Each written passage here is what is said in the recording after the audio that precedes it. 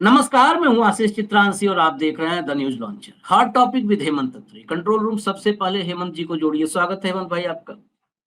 Supreme court, chief justice of India, दोनों पर जो घनघोर आपत्तिजनक टिप्पणी हुई भाजपा के एक नहीं अनेक नेताओं की तरफ से, और भाजपा के नेता ही नहीं, संवैधानिक पद पर विराजमान माननीय उपराष्ट्रपति जगदीप धनखड़ साहब, अब निशिकांत दुबे पर तो खबर आ गई थी, हमने बता भी दी थी, दर्शक अवेयर भी हो चुके हैं कि निशिकांत दुबे फंसते नजर आ रहे हैं।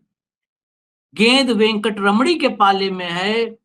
हमने पहले सवाल किया था कि मोदी बचाएंगे या पल्ला झाड़ के किनारे खड़े हो जाएंगे, लेकिन निशिकांत दुबे से ज्यादा महत्वपूर्ण विषय अब धनखड़ साहब का है। क्या देश के उपराष्ट्रपति पर सुप्रीम कोर्ट की अवमानना का मुकदमा चलाए जाने की तैयारी हो गई है? शायद ये पहली बार, क्योंकि हमने जितना थोड़ा बहुत देखा, बहुत और डीप रिसर्च करने का भी वक्त नहीं मिला, शायद पहली बार होगा जब देश के उपराष्ट्रपति पर सुप्रीम कोर्ट में मुकदमा चलेगा, अगर बचाया नहीं गया आउट ऑफ द वे जा करके।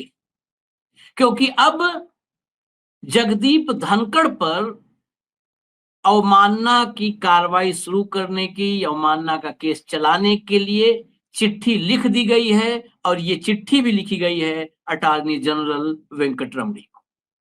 हम आपको चिट्ठी भी दिखाएंगे, लेकिन सिर्फ ये नहीं, आज की चर्चा दो हिस्सों में है, क्योंकि दो हॉट टॉपिक है। एक हिस्सा ये है कि धनखड़ पर भी मुकदमा चलेगा क्या, उपराष्ट्रपति पर, और दूसरा हिस्सा जो भावी चीफ जस्टिस ऑफ इंडिया है, गवई साहब, justice Gavai, Dalit chief justice of India बनने वाले हैं। 14 मई को उनका शपथ होना है, शपथ विधि है।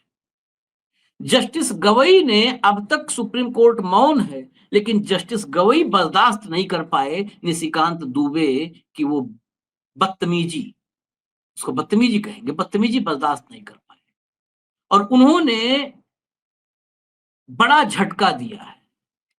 निशिकांत के ही हाथ पकड़ के, निशिकांत का ही हाथ पकड़ करके, ये फिजिकली नहीं, इसको आप अभी समझेंगे आगे, उन्होंने भरी अदालत में निशिकांत को के मामले में लपेट दिया है सरकार को भी, और इस देश के राजनेताओं को भी, सत्ताधारी दल के उन लोगों को जो बेलगाम है जुबानी तौर पे, सबको लपेटा है। और ऐसा लपेटा है कि आज ही, मतलब ये सब बदजुबानी को 48 घंटे नहीं गुजरे थे, जस्टिस गवई ने मिशन बंगाल जो मोदी का है, उस मिशन बंगाल पर ब्रेक लगा दिया। शायद ये बदजुबानी नहीं हुई होती तो ये ब्रेक ना लगा होता, स्पीड ब्रेकर पर गाड़ी जाती, लेकिन अब तो ब्रेक लग गया है। अब हम दोनों मामले आपको बताएंगे। फर्स्ट पार्ट, जगदीप धनखड़ पर, उपराष्ट्रपति पर मुकदमा चलेगा क्या, पहला ये पार्ट होगा। फिर आएंगे गवई और ब्रेक पर, दोनों। सबसे पहले मैं चर्चा शुरू करूं उससे पहले दिखा दूं, जगदीप धनखड़ वाला लेटर दिखाइए, जगदीप धनखड़ वाला लेटर दिखाइए। ये देखिए, आप वकील साहब हैं सुभाष, एडवोकेट सुभाष, इन्होंने, प्ले कर दीजिए, चला दीजिए, आप देख सकते हैं, ऊपर देख लीजिए, ये कंटेम्प्ट के लिए लिखा गया है attorney general of India, before the honourable attorney general of India लिखा है। वेंकटरमणी साहब हैं इस पद पर विराजमान। रेस्पोंडेंट का नाम देख लीजिए, Shri Jagdeep Dhankhar, vice president of India लिखा है। अब ये पूरा चला दीजिए, प्ले कर दीजिए, दर्शक जो पढ़ना चाहेंगे पूरा पढ़ लेंगे, बाकी हेमंत भाई बताएंगे ही, मैं सवाल लेता हूं, आप इसको चलने दीजिए। इसके बाद जब ये खत्म हो जाएगा तो वो भी दिखा दीजिएगा आप, जो तनवीर एडवोकेट ऑन रिकॉर्ड, जो उन्होंने लिखा है, अटॉर्नी जनरल को चिट्ठी लिखी है और मानना का केस निशिकांत पर चलाने के लिए, वो भी हेमंत भाई बोलेंगे, आप कंट्रोल रूम चलाते रहिएगा। हेमंत भाई, क्या उपराष्ट्रपति अब कटघरे में खड़े होंगे सुप्रीम कोर्ट के? वो वक्त आ गया है क्या? इतना यकीन करें हम, या मैनेज हो जाएगा मामला? आशीष भाई नमस्कार, आपको, सारे दर्शकों को। देखिए, ये अपने आप में एक बहुत ही विचित्र स्थिति पैदा हुई है कि देश का नंबर 2 संवैधानिक पद पर उपराष्ट्रपति का जो पद है वो प्रोटोकॉल और हायरार्की में प्रधानमंत्री से ऊपर है एज पर द नंबर 1 पे राष्ट्रपति है, नंबर 2 पे उपराष्ट्रपति है और तीसरे नंबर पर प्रधानमंत्री है। तो अगर आप कॉन्स्टिट्यूशनली और लीगली देखेंगे तो केवल राष्ट्रपति को इम्यूनिटी है अपने पद पर रहते हुए किसी भी प्रोसिक्यूशन से, और उसी तरीके से राज्यपाल को भी जब ऑफिस में है तब तक वो इम्यूनिटी राज्यपाल को भी रहती है प्रोसिक्यूशन से और राष्ट्रपति को भी रहती है। वाइस प्रेसिडेंट के में क्या स्थिति है, प्रोसिक्यूशन हो सकता है या नहीं हो सकता, वो एक बार लीगल उनके एक्सपर्ट से चेक करना पड़ेगा। लेकिन ये जो पिटीशन फाइल हुई है ये बेसिकली क्या है कि जैसे आपने कल देखा होगा, कल जो है निशिकांत दुबे के खिलाफ हुई थी, वो तो एक मेंबर पार्लियामेंट है, उनके खिलाफ तो हो ही सकता है। इस केस में भी बेसिकली क्या है कि सारे का सारा फैसला एजी वेंकटरमनी को करना है, आर वेंकटरमनी। जो एजी है वो सरकार का सबसे बड़ा लाभ अधिकारी होता है, उसका बेसिकली नियम का हिस्सा है कि कोई भी अगर जाती है सुप्रीम कोर्ट की कंटेम्प्ट तो इनके थ्रू मूव होगी, पहले ये परमिशन देंगे। आपको ध्यान होगा पीछे 2 केसेस हुए थे और उसमें जैसे एक अपने जो वकील थे प्रशांत भूषण, जिसपे 1 रुपए का जुर्माना भी हुआ था, अगर आपको याद है, कंटेम्प्ट 1 रुपए का सिंबॉलिक जुर्माना किया गया। तो कल तो जो अनस अनवर थे एडवोकेट, उन्होंने डाला था दुबे के खिलाफ परमिशन के लिए, और आज ये डाल दिया गया है वाइस प्रेसिडेंट के खिलाफ। तो ये अपने आप में बिल्कुल ठीक कहा आपने इंट्रोडक्शन में कि ये एक विचित्र स्थिति है कि जब देश के राष्ट्रपति उपराष्ट्रपति को भी इस तरीके की चीज में कहीं ना कहीं पहली बार एंटेंगल हुए हैं वो, और आउट ऑफ जाके एक तरीके से आउट ऑफ कंटेक्स्ट जाके, उनका कोई काम नहीं है सुप्रीम कोर्ट के ऊपर टिप्पणी करने का, और वो पहली बार नहीं कर रहे, उनकी आदत का हिस्सा है। वो रह रहकर सुप्रीम कोर्ट पर, न्याय पर, संविधान पर अपना अलग तरह का ज्ञान जो बीजेपी और आरएसएस के व्हाट्सएप यूनिवर्सिटी से वो सीखते हैं, उसको कहीं ना कहीं वो पेश करते रहते हैं तमाम कार्यक्रमों में। कभी वो बेसिक स्ट्रक्चर को करते हैं, कभी राष्ट्रपति के आदेश की बात करते हैं, और तमाम उन चीजों को फिर बीजेपी का जो पूरा डॉगी मीडिया और इकोसिस्टम है, ट्रॉल सेना, वो सारे उसको उठा के घूमने लग जाते हैं। ये लगातार आपने देखा, और एक बार नहीं कई बार ये कर चुके, पहली बार नहीं, लेकिन इस बार उन्होंने डायरेक्ट कन्फ्रंटेशन ले ली।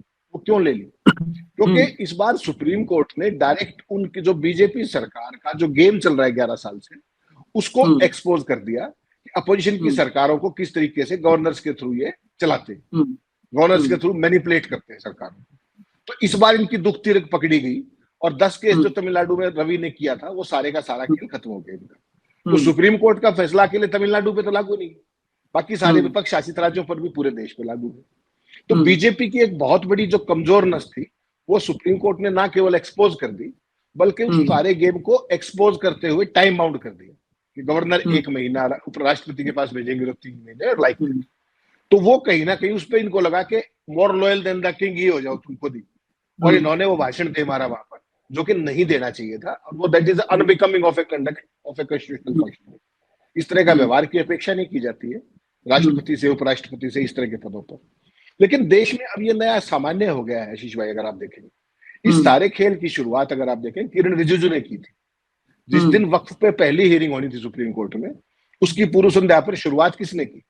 सुप्रीम कोर्ट को एक तरीके से हिदायत देने का काम किसने किया? किरण रिजिजू ने किया।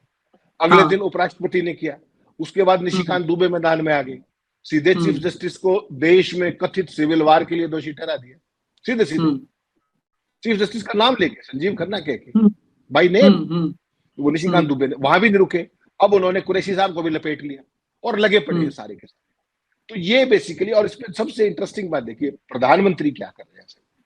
प्रधानमंत्री, आपको जानकर हैरानी होगी, पिछले पूरे 2 दिन से देश ये समझने की कोशिश कर रहा है कि देश में सिविल वार कहां चल रहा है, क्यों चल रहा है, और प्रधानमंत्री और गृह मंत्री क्या कर रहे हैं सिविल वार के दौर में। तो ऐसी सूरत में जब पूरा देश एक स्टैंड स्टिल पे है, अबैक रह गया है कि भाई बीजेपी का सांसद ये बात कह रहा है, और मोदी जी क्या कर रहे हैं? मोदी जी जो उनका रणदीप हुड्डा, उनकी बहन और उनकी माता जी से अपने घर पे उनसे मिल रहे हैं। मतलब सेलिब्रिटी से मिलना नहीं छोटा, फोटो अपॉर्चुनिटी प्रॉपर है। शाम को जेडी वेंस आ जाएंगे, उनका डिनर है। तो बेसिकली क्या है कि उनके पास 3 लाइन का ट्वीट लिखने की ये वो फुर्सत नहीं है। ये जो बकवास की है निशिकांत दुबे ने, मैं इसको अलग करता हूं अपने आप को। और जैसे उन्होंने कहा था कि कभी मैं दिल से माफ नहीं कर पाऊंगा, याद होगा ना आपको साध्वी के बारे में, कि गांधी के बारे में इन्होंने जो किया मैं कभी दिल से माफ नहीं कर पाऊंगा। तो इनको तो दिल से माफ करने की छोड़िए, इस पे तो उन्होंने चुप्पी साध ली। और ये मोदी जी का टिपिकल ट्रेडमार्क है, जब भी वो रॉन्ग फुट पे पकड़े जाते हैं वो चुप्पी साध लेते हैं। बहुत सारे लोग इसको चुप्पी कहते हैं, मैं इसको चुप्पी नहीं मानता। मैं ये मानता हूं कि ये मूक सहमति है इस सारे के पीछे। जब आप चुप रहते हो ना, मोहन सिंह को तो ये मनमोहन सिंह कहते थे, उनके तो सारे कार्यकाल की जितनी भी अचीवमेंट्स है, सारी चीजें देश के सामने। इनकी केवल एक ही अचीवमेंट है कि जब जब ये किसी भी उसमें आते हैं दिक्कत में, तो ये मूक धारण कर लेते हैं। मीडिया से तो वैसे भी इनका कोई वास्ता नहीं, तो बिल्कुल शांति चुप्पी साध लेते हैं, और उसका मतलब ये माना जाएगा कि मूक सहमति है। और अब तो हालत ये है कि बीजेपी के एक विधायक ने भी दुबे के बयान का वो कर दिया है समर्थन कि हाँ, नहीं बिल्कुल ठीक कहा, उन्होंने गलत कहा। इन कुपड़ों को ये नहीं पता, सोच के देखिए आप, इन्होंने कहा क्या कह रहे हैं कि राष्ट्रपति शपथ दिलाते हैं चीफ जस्टिस को। सारी बीजेपी आईटी सेल लगी हुई है। इन उपड़ों से कोई ये पूछे कि राष्ट्रपति को शपथ कौन दिलाता है? राष्ट्रपति को शपथ उपराष्ट्रपति दिलाता है क्या? राष्ट्रपति को शपथ सीजीआई दिलाता है। हाँ एग्जैक्टली क्या, मैं खुद वही पढ़ा जब मैंने क्लिप देखी, एक अनामिका करके हैं बीजेपी के नेता, हाँ, वो कि चीफ जस्टिस ऑफ इंडिया जो है वो राष्ट्रपति शपथ, तो राष्ट्रपति को शपथ तो चीफ जस्टिस ऑफ इंडिया दिलाते हैं। लेकिन ये पढ़े नहीं ना, पूरा नहीं पढ़े। वो जितना इनको लिखा गया, व्हाट्सएप यूनिवर्सिटी है ना, जितना लिखा गया पैराग्राफ से जितना कॉपी पेस्ट हो पाया उतना ही है। ये हमेशा सेलेक्टिव रहते हैं, सेलेक्टिव। तो आप सोचिए कि ये राष्ट्रपति को शपथ कौन दिलाएगा? ये संविधान प्रदत्त चीज है। राष्ट्रपति किसको शपथ दिलाएंगे? ये भी संविधान प्रदत्त चीज है। तो इसको इतना बड़ा इश्यू बना करके, अरे सुप्रीम कोर्ट भारत सरकार को, राज्य सरकारों को day in and day out directions देता है, सारे फैसले उन्हीं दोनों के होते हैं। तो उसमें ऐसा क्या हो गया, ऐसी क्या तो चलेगी कि उस सारे को इश्यू बना करके, अरे भाई वो केंद्र सरकार को डायरेक्शन, तो राष्ट्रपति है वो एड एंड एडवाइस पे काम करते हैं, इनको कौन बताएगा? लेकिन चलो, उपराष्ट्रपति जी भी अपने आप में खुद को अम्बेडकर से नीचे तो मानते नहीं, कहीं ना कहीं वो कुछ और ही मानते हैं अपने आप को। तो बेसिकली क्या है कि इस सारे खेल के अंदर ना केवल इनकी बुरी पूरे इंटरनेशनली बेइज्जती हो रही है, इनकी यहाँ नहीं हो रही है, लेकिन अब कुरैशी को लपेट लिया कि कुरैशी जो है वो इस तरीके के वो थे, मुस्लिमों के मुस्लिम आयोग था, और झारखंड के अंदर अपनी कंस्टिट्यूंसी का जिक्र करते हुए कहा कि उन्होंने सारे बांग्लादेशियों की वोट बना दी थी। अरे देश का चीफ इलेक्शन कमिश्नर वोट बनाने जाता है क्या? वोट डिस्ट्रिक्ट एडमिनिस्ट्रेशन बनाता है। कोई पढ़े इनसे, कोई पूछे, इन कुपड़ों से कोई पूछे। और कुरैशी जैसा व्यक्ति जिसको खुद सुषमा स्वराज हरियाणा से उठा करके लाई थी, आपको पता है चौटाला साहब के प्रिंसिपल सेक्रेटरी होते थे, तब सुषमा स्वराज उनको डीजी दूरदर्शन लेके गई थी कि दूरदर्शन का कायाकल्प करना है, और उसके बाद फिर वो चुनाव आयोग में वो सारी चीजें आपके सामने तमाम पदों पर रहे। तो इनको इस बात से कोई मतलब नहीं, इनको तो एक मुस्लिम चेहरा एम वर्ड आना चाहिए, बाकी खेल ये सारे खुद कर लेते हैं। इस सारी स्थिति में बेसिकली बीजेपी आज की तारीख में, आप ये मत मानिएगा कि इन्होंने कुछ गड़बड़ होगी, ये पूरी एक स्क्रिप्ट है। उस स्क्रिप्ट के तहत ये सोचिए कर क्या रहे हैं। इनको कमिटेड नहीं चाहिए, इनको बिल्कुल सरेंडर्ड जुडिशरी चाहिए। पूरे देश के तमाम संस्थानों को ये सरेंडर करा चुके हैं। चुनाव आयोग से शुरू कीजिए, सीबीआई से शुरू कीजिए, ईडी से शुरू कीजिए, ब्यूरोक्रेसी से शुरू कीजिए, लेजिस्लेचर पे आ जाइए, किसी संस्थान की कोई बुक्कत नहीं छोड़ी है। अब केवल एक जुडिशरी बची हुई है, ये उसको कंप्लीटली कंप्रोमाइज नहीं, सरेंडर्ड जुडिशरी चाहिए इनको। नहीं, पूरी जुडिशरी नहीं बची है हेमंत भाई, 10%, 80% तो 100% गारंटेड है कि 80% तो वही करते हैं जो ये चाहते हैं, और उसमें ये बड़े खुश भी होते हैं। चंद्रचूड़ ने फैसला दिया, हालांकि फैसले पे नाम नहीं लिखा राम मंदिर वाले पे, आमतौर पे फैसले पे लिखा होता है ना कि जजमेंट रिटन बाय, वो नहीं लिखा उस भाई ने, और भगवान से पूछ के तो लिखा ही था, श्री राम से पूछ के लिखा था फैसला, खुद ही बताया। और मोदी जी ने जाके अयोध्या में क्या कहा कि जुडिशरी ने नाक बचा ली, लाज बचा ली, ये कहा। तो कब वही जुडिशरी तो लाज बचा लेती है, और वही जुडिशरी फिर इनकी फायरिंग लाइन में आ जाती है। क्यों? क्योंकि मीठा मीठा कड़वा कड़वा वो सारा खेल इनका है। तो ये सारी चीज बेसिकली, और आज जो है ना चीफ जस्टिस, जो भावी चीफ जस्टिस है जस्टिस गोयल, उन्होंने इशारों में इनकी फिरकी ली। जब वो पिटीशन आई मुर्शिदाबाद वाली, तो उन्होंने कहा तुम क्या सोच रहे हो? मैं उसको दिखा देता हूं, मैं फिरकी, वही जब आप अभी चर्चा कर रहे थे तो मैं साथ साथ देख रहा था, सिर्फ फिरकी तक नहीं है मामला, ये फंसाया है, सिर्फ फिरकी नहीं है, फंसा दिया है। मैं खबर दिखा देता हूं, जरा दिखाइए, स्क्रीन पर लाइए, स्क्रीनशॉट लाइए। देखिए, मुर्शिदाबाद हिंसा, सुप्रीम कोर्ट ने पूछा क्या राष्ट्रपति को आदेश दें, केंद्रीय बलों की तैनाती से इनकार, वकीलों के दावों पर भी उठाए सवाल।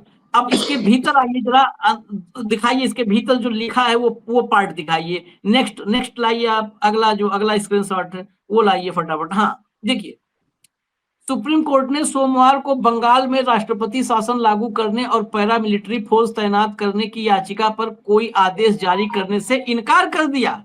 याचिकाकर्ता ने अपील की थी कि वक्फ कानून के विरोध में हुई मुर्शिदाबाद हिंसा के बाद कोर्ट इस पर फैसला ले। इस पर जस्टिस BR गवई और जस्टिस AG मसीह की बेंच ने कोई आदेश नहीं दिया। बेंच ने याचिकाकर्ता से पूछा, क्या आप चाहते हैं कि हम राष्ट्रपति को इसे लागू करने का आदेश भेजें? हम पर दूसरों के अधिकार क्षेत्र में दखलंदाजी के आरोप लग रहे हैं। जस्टिस गवई अगले महीने CJI बनने वाले हैं। भाजपा सांसद निशिकांत दुबे ने शनिवार को कहा था कि कोर्ट अपनी सीमाओं से बाहर जा रहा है। वहीं उपराष्ट्रपति धनखड़ बोले थे कि अदालतें राष्ट्रपति को आदेश नहीं दे सकते, जज सुपर पार्लियामेंट की तरह काम कर रहे हैं। अब हटा दीजिए, बस इतना था, अब हटा दीजिए। ये सिर्फ फिरकी नहीं ली, इनको फिरकी बना दिया, चकरघिन्नी घूमते रहो। आज ये आए थे, राष्ट्रपति शासन के लिए पिटीशन थी। क्या कहा?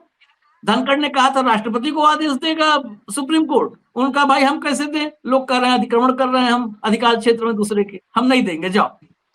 अब बताइए क्या मुंह ले गए होंगे सब। ये पूरा का पूरा दरअसल ये इकोसिस्टम काम करता है। विपक्ष शासित राज्यों में कैसे डिस्टरबेंस पैदा किया जाए, कैसे वहां पर संवैधानिक संकट खड़ा हो, कैसे सरकार बनाम राज्यपाल हो, इसके तो बहुत उदाहरण हैं। अभी जस्टिस महादेवन की पीठ और पालदीवाला की पीठ ने दिखाई दिया था, 10 बिल लागू हो गए बिना राज्यपाल के दस्तखत के, लटका के रखे थे। कब तक लटका रहता भाई? निर्वाचित सरकार, चुनी हुई सरकार कब तक निर्वाचित सरकार निर्वासित रहेगी? वो आ गई एक्शन में, बिल जो सब कानून बन गए। तो अब जो है इन्होंने कहा था कि अतिक्रमण कर रहे हो, तो कहा नहीं अतिक्रमण करेंगे, नहीं देंगे आदेश। भाई हम कैसे दे दे आदेश, आप लोग को बुरा लग जाएगा। तो दिक्कत यही है। देखिए बहुत सही जगह पर जस्टिस गवई बहुत सही जगह पर बहुत महीन नस दबाए हैं।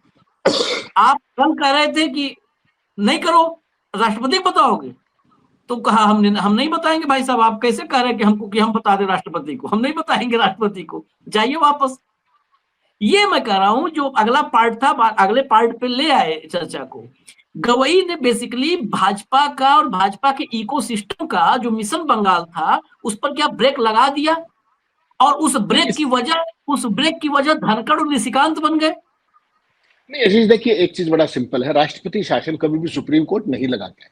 राष्ट्रपति शासन का एक फिक्स तरीका है, संविधान में प्रदत्त है वो, और वो क्या है कि राज्यपाल अपनी रिपोर्ट भेजेगा, यूनियन कैबिनेट, हाँ राज्यपाल अपनी रिपोर्ट भेजेगा, उसको सुप्रीम जो अपना क्या नाम है अपना यूनियन कैबिनेट जो है पूरा कैबिनेट उस पर फैसला देगा, उसके बाद राष्ट्रपति को सिफारिश करेंगे और वो फिर नोटिफाई करेंगे। सुप्रीम कोर्ट कभी भी ना तो राष्ट्रपति शासन लगाता है, हाँ अगर वो फैसला मान लीजिए केंद्रीय कैबिनेट ने और राष्ट्रपति ने मिलकर कर दिया कि वहां राष्ट्रपति शासन लगा दीजिए, और कोई उसको कोर्ट में चैलेंज करता है, तो सुप्रीम कोर्ट उसकी वैलिडिटी को डिसाइड करता है। हाँ। आपको याद होगा उत्तराखंड के अंदर किस तरीके का आदेश आया, वो उत्तराखंड सीधा उसमें किस तरीके से सरकार को बहाल करा दिया, नवाम तुकी वाला मामला नॉर्थ ईस्ट। तो सुप्रीम कोर्ट कभी भी राष्ट्रपति शासन लगाने का आदेश ना करता है ना कर सकता है, अनलेस 142 आर्टिकल लगाया जाए। तो उसमें सुप्रीम कोर्ट ने आपने देखा मणिपुर में तो कब से जो एक को नया शब्द का चाव चढ़ा है सिविल वार का, तो मणिपुर के तो क्या हालात आप देख रहे हैं ना पिछले 1.5 साल से। उसके बाद सुप्रीम कोर्ट की जजों की टीम भी गई, उसके बावजूद सब खुद अपनी आंखों से देख के आए कितना नुकसान हुआ है, कितना सब। उन्होंने सुप्रीम कोर्ट ने मणिपुर में भी राष्ट्रपति शासन के लिए नहीं कहा, क्योंकि उनका काम ही नहीं है। सुप्रीम लागू करने का एक तरीका है, राज्यपाल, केंद्रीय कैबिनेट, राष्ट्रपति, उसकी वैलिडिटी में कोई संकट है तो उसकी वैलिडिटी को एग्जामिन करता है सुप्रीम कोर्ट। ये सेट लॉ है। कभी भी सुप्रीम कोर्ट ने इतिहास में राष्ट्रपति शासन उस तरीके से नहीं लगाया है जैसा ये पिटीशन में मांग की गई थी। लेकिन जो उन्होंने कह दिया वो अपने आप में बहुत कुछ है। ट्रोल सेना के लिए, बीजेपी के इकोसिस्टम के लिए समझना चाहिए उनको कि वो किस दिशा में जा रहे हैं। उनकी ये टिप्पणी जो है ये बता रही है कि सुप्रीम कोर्ट को लेकर राष्ट्रपति, उपराष्ट्रपति और बीजेपी सांसद की टिप्पणी का न्यायपालिका पर कितना असर हुआ है और क्या असर हुआ है, वो अब इनको इन्हीं की चीजों में लपेटेंगे। और जस्टिस गवई झुकने वाले व्यक्ति नहीं है, उनके तमाम फैसलों में आपने देखा हो अभी तक जस्टिस गवई। और एक चीज और देख लीजिए, जस्टिस गवई की अपॉइंटमेंट अभी लॉ मिनिस्ट्री से नोटिफाई नहीं हुई है, ध्यान रखिएगा इस बात का। केवल जस्टिस खन्ना ने अपने सक्सेसर का नाम भेजा है लॉ मिनिस्टर को।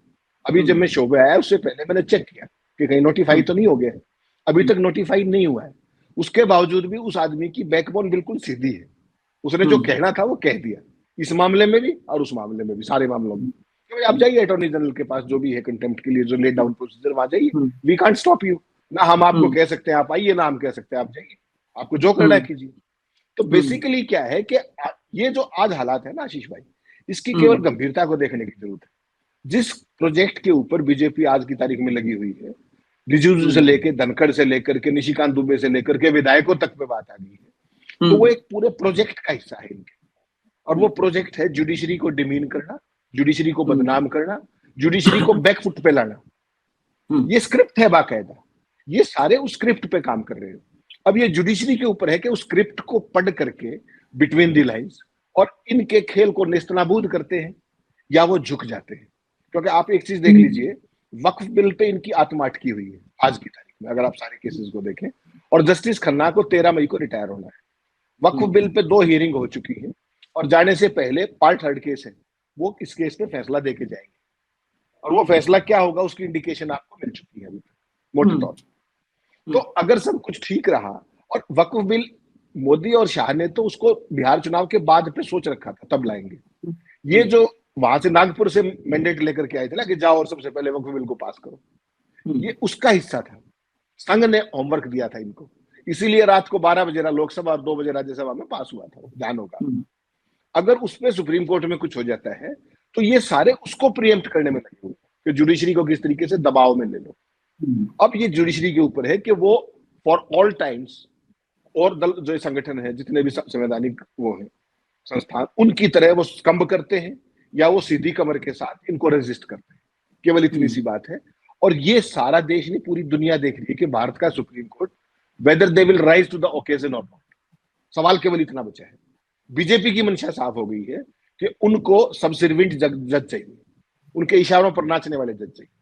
अब ये सुप्रीम कोर्ट को तय करना है कि वो इस देश की डेमोक्रेसी को किस दिशा में ले जाना चाहते हैं। इतनी सी बात है। लेकिन एक बात, ये 2 मामले हैं, ये बड़ा गौर दर्शक भी समझें। राज्यपालों की विपक्ष शासित राज्यों में मनमानी, एक पक्ष ये है, एक तरफ ही एक फैसला। दूसरा वक्फ पर सवाल, वो सवाल जो हजम नहीं हो पाए, उन सवालों, ऐसे सवाल जिनका जवाब देने के लिए बताइए 92 लाख चिट्ठियां पढ़ गए। हम तो आंकड़े इनके सुनते हैं, आंकड़े सुन करके क्या मोदी जी ने कहा 92 लाख चिट्ठियां आई थी ना वक्फ के लिए, आई थी ना। हम तो भाई तर्क की बात करते हैं। हेमंत भाई, अगर आप फुल टाइम एक दिन पढ़ो चिट्ठी, एक दिन में कितनी चिट्ठी पढ़ लोगे? नहीं 200 भी नहीं पढ़ सकते आप। वो उसमें तमाम लीगल इम्प्लीकेशंस है, सारी धाराओं का जिक्र होता है, उसकी इंटरप्रिटेशन का जिक्र होता है। एक व्यक्ति के लिए ह्यूमनली पॉसिबल ही नहीं है। 100 आदमी भी नहीं पढ़ सकते जिन चिट्ठियों का जिक्र वो कर रहे थे रिजिजू उस दिन पार्लियामेंट के अंदर। 100 भी नहीं पढ़ सकते, उसको तो एआई से एग्जामिन करना पड़ेगा आपको। 100 भी नहीं पढ़ सकते। मान लिया 100 आदमी लगा दिया तो 100 into 100 10,000 चिट्ठी मान लेते हैं, हम मानते हैं। जैसे मोदी जी जैसे 2 AB एक्स्ट्रा आएगा तो इसे मान लेते हैं, एक मोटा मोटा कैलकुलेशन। 100 आदमी लगा दिया, 100 आदमी ड्यूटी। हालांकि ये काम 100 आदमी, ये हम अपने तरफ से बोल रहे हैं, ऐसा होता नहीं कि 100 आदमी चलो चिट्ठी पढ़ो। 100 आदमी मिलेंगे नहीं चिट्ठी पढ़ने के लिए नॉर्थ साउथ ब्लॉक में। लेकिन फिर भी मैं कहता हूं कि दिहाड़ी पर रखे गए, मान लिया कि मनरेगा वालों को कहा गया कि आओ इधर आज दिहाड़ी करो, तो 100 लोग लगाए गए, 100 चिट्ठी पढ़े, 10,000 हो गया। तो 10 दिन में 1 लाख, 10 दिन में 1 लाख, 92 लाख, 92 गुणे 10, 920 दिन, 920 दिन, 365 दिन का 1 साल होता है। चिट्ठी पढ़ने में भाई साहब 3 साल लग जाएगा। असल में क्या देश की जनता को क्या मान लिया है इन राजनेताओं ने ना, चिट्ठी पढ़ने में 100 आदमी मनरेगा के ला करके दिहाड़ी पर लगाओगे तो 90-92 लाख चिट्ठी पढ़ने में 3 साल लग जाएगा कम से कम। और सुनिए आप, उसके वो नोट नहीं बना पाएंगे, वो चिट्ठी पढ़ के फेंकते रहेंगे खाली। अगर नोट बनाने लगे कि चिट्ठी पढ़ के नोट बनाए तो 10 चिट्ठी एक आदमी पढ़ पाएगा बामुश्किल नोट बनाने के लिए, वो भी बहुत मेहनत करेगा तो 10 चिट्ठी पढ़ पाएगा नोट बनाने के साथ। तो अगर नोट बनाएंगे तो मुझको लगता है 10-15 साल लग जाएगा। 90-92 लाख चिट्ठियों को पढ़ के नोट अगर नोट बनाया तो 10-15 साल लग जाएगा। अब बताइए, मोदी जी बताए, कहे पब्लिक में जाकर के, मुझे लगता है ये कोर्ट पे भी तर्क रखना चाहिए, जज साहब को पूछना चाहिए था, भाई साहब कैसे पढ़े, कैसे 90-92 लाख। ये खाली मुंह ऊपर वाले ने दिया है, इस पे जीएसटी नहीं है तो कुछ भी बोल दोगे, जीएसटी नहीं है तो कुछ भी बोल दोगे। और मैं तो कहता हूं अगर जीएसटी इस पे लगा होता तो भाई भारत की इकोनॉमी आज की तारीख में 5 ट्रिलियन नहीं 50 ट्रिलियन होती। 50 ट्रिलियन होती, अकेले इतना भाजपा वाले जीएसटी दे दिए होते, प्रधानमंत्री जी हमारे इतना जीएसटी दे दिए होते। सवाल ये है, ये 7 सवाल, इतनी तैयारियां थी पूरे देश को। आप अब एक और सवाल है मेरा, चर्चा में मन में आता है सवाल। भाजपा पूरे देश में कैंपेन शुरू करने जा रही है, वक्फ बिल के फायदे मुसलमानों को बताएगी। सुना होगा आपने ये कैंपेन। भाई साहब, 2 आदमी को बताना है, एक आदमी को बताना है, चीफ जस्टिस संजीव खन्ना है, उनको खाली समझा दो ना यार मुसलमानों को फायदा। पूरे देश में जिसकी तैयारी है कि हम फायदा बता देंगे, वो जब जज साहब ने पूछा संजीव खन्ना ने कि भाई साहब बताओ, तो कहे 7 दिन दीजिए हमको बताने के लिए, अब जा रहा है घर जाने दीजिए, आज 7 दिन बाद आएंगे बताएंगे। मैं आम जन से पूछता हूं, भाई हम मोटा मोटा सामान्य बातें करते हैं सरल भाषा में और सरल तर्क। पूरे देश के आप 20 करोड़ मुसलमानों को समझाने निकले हो, एक हमारे सीजीआई बैठे हैं, उन्होंने कहा भाई साहब हमको समझा दो, कर 7 दिन बाद आएंगे भाई साहब, 7 दिन बाद जा रहा है। ये इससे बड़ा मजाक, ये दुनिया भद नहीं पिटवा रहे हैं ये लोग, भद नहीं पिटवा रहे हैं। और इसी में कम्प्लीमेंट्री सवाल है, क्या ये उस टाइप का की नूरा कुश्ती नहीं है जहां कहा जा रहा है कि नहीं हम इनके बयान से सहमत नहीं है, इनके व्यक्तिगत बयान है। मतलब हम कहेंगे चुप हो जाओ, और तुम तेज तेज गाली देना, मतलब जो कहते ना कि मिला जुला सब। जैसे कई बार झगड़े होते थे स्कूल कॉलेज में, तो झगड़े करने वाले दोस्त कहते थे जब हम मान लो किसी को मारेंगे तो जिसको मार रहे उसको पकड़ लेना कि नहीं लड़ाई करो, जब तक तुम पकड़ोगे तब तक 2-4 घुसा मार देंगे। तो क्या वैसे नहीं हो रहा है कि हाँ हम मना करते रहेंगे, मानना मत, क्योंकि जो बोल रहे हो वो हमारे कट्टर वोट बैंक को, नफरती वोट बैंक को वो डोज मिल रहा है, वो कंसोलिडेट हो रहा है, वो पोलराइजेशन हमारा और कंक्रीट हो रहा है, मजबूत हो रहा है, सीमेंटेड हो रहा है। क्या ऐसा है? 2 सवाल मैंने पूछा है, दोनों ही फाइनल सवाल। नहीं आशीष भाई, देखिए ये बेसिकली क्या है कि जब सुप्रीम कोर्ट के अंदर आप कोई भी बिल लेके आते हैं, कोई लॉ लेके आते हैं, उसका ओपनिंग देखिए क्या होता है, एम्स एंड ऑब्जेक्टिव्स, उसी में लिखा होता है। सरकार जब उसको आर्टिकुलेट करती है, प्रेजेंट करती है, तो उस बिल के क्या एम्स और ऑब्जेक्टिव्स हैं, उसके अंदर जो लिखा हुआ है। तो आप सुप्रीम कोर्ट में 3 जजों की बेंच थी, आप उनको बड़ा कंफर्टेबली बता देते हैं कि सर इस बिल का ये एम्स एंड ऑब्जेक्टिव है। और वहां पर आपने जो इतने घंटों तक तकरीर की, उसमें अंदर भी तमाम कुतर्क थे, तर्क तो कर नहीं था, ऊपर वाले की दया से सारे कुतर्क ही थे, लेकिन उन कुतर्कों को रख देते। लेकिन एक फर्क है संसद के अंदर और सुप्रीम कोर्ट के अंदर। संसद के अंदर चेयर आपकी है, जिन हालात में वो बहस होती है वहां पर, और उसके बाद बहुमत आपका है। जिस तरीके से शोर शराबा करके विपक्ष को आप अंडरमाइन करते हैं और अपनी बात को मनवाते हैं, जिस भी तरीके से मनवाते हो, तो वहां तो वो धक गया, चल गया। रात को 12 बजे वोटिंग करा दी, लोग राज्यसभा में 2 बजे करा दी। लेकिन सुप्रीम कोर्ट में तो सिर्फ पूछा ही था कि आप बता दीजिए फायदे इसके मुसलमानों को क्या है। तो एक को नहीं, 3 व्यक्तियों को, 3 जजों की बेंच है, केवल उनको बताना चाहिए था। और अगर इतनी बढ़िया तैयारी थी तो एम्स एंड ऑब्जेक्टिव्स पढ़ देते वो, या सीजीआई को दे देते एक्ट के अंदर जगह, सर ये मार्क कर देते, उसको मार्क कर सकते कि साहब ये एम्स एंड ऑब्जेक्टिव्स है, सुप्रीम कोर्ट देख लेता। तो बेसिकली क्या है कि इनको नहीं पता। इनको तो आरएसएस ने वहां से, नागपुर में मोदी जी गए थे, उनको कहा कि जाओ और वो वक्त संशोधन बिल फटाफट करवाओ। इन्होंने आव देखा ना था, वो जो बिहार चुनाव के बाद होना था उसको इमीडिएटली ये ले आए। अब नई चीज चलाई है 2-3 दिन से, अगर आपने देखा हो कि बीजेपी अब अगला क्या करने जा रही है। यहाँ तो फंस गए, तो अब कॉमन सिविल कोड को लेकर चल पड़े, 2 दिन से उसका प्रोपेगेंडा कर रहे हैं। तो इनको तो देश के लोगों को उलझाए रखना है हिंदू मुसलमान के सिलेबस में।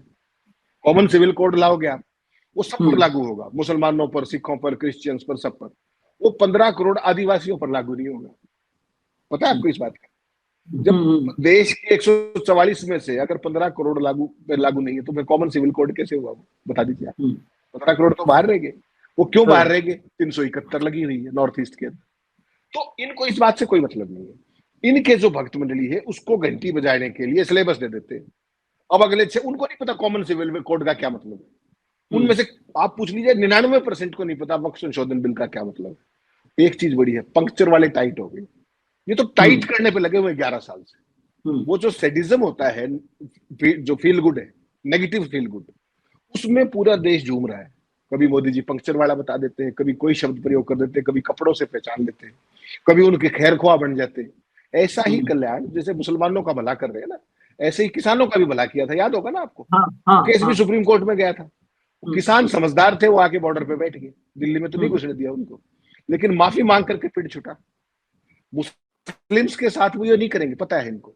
इसलिए जो माइनॉरिटी है, जो मुस्लिम्स है, उनके पास सहारा केवल सुप्रीम कोर्ट है। और ये बात तय मान के चलिए कि जैसे कृषि कानून अपने उद्योगपति मित्रों के लिए लाए गए थे, ऐसे ही वक्फ की संपत्तियों पर उन्हीं मित्रों का नजर है, ये याद रखिएगा। इसके तमाम प्रावधान, तमाम वो कागज मांगो, 300 साल पुराने आप कागज ले आओगे, कहां से लाओगे? तो ये सारा खेल है। और सारे के सारी जो माइनॉरिटी है, अकेले मुस्लिम मत समझिए। उसके बाद ध्यान होगा आपको ऑर्गेनाइजर में क्या आर्टिकल छपा कि क्रिश्चियंस के पास इतनी संपत्ति है। तो नंबर तो सबका आना है, मान के चलिएगा, नंबर सबका आएगा। वो एक फिक्स स्क्रिप्ट है, उस पर काम चल रहा है, बाकायदा टाइम बाउंड है, वो हर चीज की जानी है। और जुडिशरी के ऊपर डिपेंड करेगा कि वो कितने हद तक इफेक्टिवली इंटरवीन करके इस सारे खेल को कर्ब कर देती है, इसको जो बुराई है उसको यहीं पे खत्म कर देती है। और अगर ये लंबा चला तो फिर वो जो शब्द कल प्रयोग किया है ना वो श्रीमान जी दुबे ने, सिविल वार, अल्टीमेटली वो शब्द वो वैसे नहीं आया है, वो कहीं ऐसे ही नहीं है, फ्रॉम नोवेयर नहीं आया है। वो एक सोची समझी रणनीति का हिस्सा है। वो शब्द फेंका गया है, जैसे पत्थर फेंकते हैं ना ये, और फिर उसका इम्पैक्ट देखते हैं। तो उस शब्द का इम्पैक्ट देख रहे हैं देश में क्या हो रहा है। उसके जरिए जुडिशरी को भी डराया जा रहा है, उसके जरिए 144 करोड़ लोगों को डराया जा रहा है, उसके जरिए जो मेरे आप जैसे लोग हैं जो इनसे सवाल पूछते हैं उनको डराने की कोशिश हो रही है। तो भय का माहौल और भय की बिक्री, यही मोदी जी की 11 साल का जमा कुल पूंजी है इसकी। और इस सारे में जुडिशरी के ऊपर सारे का सारा ओनस है कि वो इसको कितना इफेक्टिवली कर पाते हैं या नहीं कर पाते हैं। आने वाले दिनों में इस तरह की चीजें और बढ़ेंगी, घटेंगी नहीं, अगर जुडिशरी ने एक स्ट्रिक्ट स्टैंड नहीं लिया इस पर। तो ये मान करके चलिए इंतजार करते हैं। अब तो हमारी नजर सिर्फ सुप्रीम कोर्ट पर है, क्योंकि सरकार को तो देख ही रहे हैं हम लोग, और सुप्रीम कोर्ट को भी देख रहे थे, लेकिन सुप्रीम कोर्ट थोड़ा बदला बदला सा नजर आ रहा है। मैंने उस दिन भी कहा था, आज भी, कि आखिर जस्टिस खन्ना, चाचा जी संजीव खन्ना के वही परिवार है। तो हो सकता है वो भीतर संविधान को, लोकतंत्र को लेकर के वो ज्वाला हो, वो रीढ़ वैसे होता है। और उसके बाद जो उनके सक्सेसर हैं वो गवई साहब हैं, गवई साहब को भी लेकर के लोगों में बड़ी उम्मीद रहती है।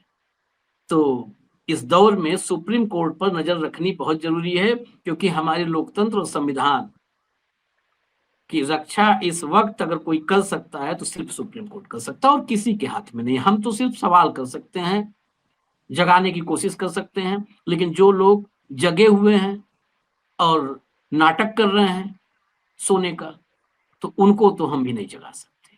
खैर, हमें इजाजत दीजिए, कल हम फिर आएंगे, हमारे साथ हेमंत अत्री जी होंगे और कार्यक्रम यही होगा हॉट टॉपिक विद हेमंत अत्री। नमस्कार।